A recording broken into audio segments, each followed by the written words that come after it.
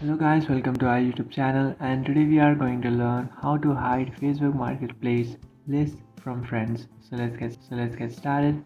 So if you want to hide your Facebook Marketplace list from your friends, what you can do is just simply open up your Facebook, and after opening up your Facebook application, just tap on the three bar icon and then tap on this option which says Marketplace.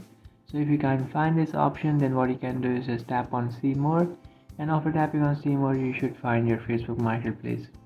So mine is at the top, so what I'll do is just tap on it, and after tapping on it, now in order to hide your list, what you can do is just tap on Sell, and after tapping on Sell, now you have to create a list. For example, I'll create this items list, and after creating items list, what I'll do is just create a list by adding the title, price, category, and other following details. And after adding all these details, now what you can do is to scroll down, and after scrolling down you can find this option which is hide from friends. So what you can do is just toggle this option on, and after toggling this option on, the list that you have made will be hidden from your friends.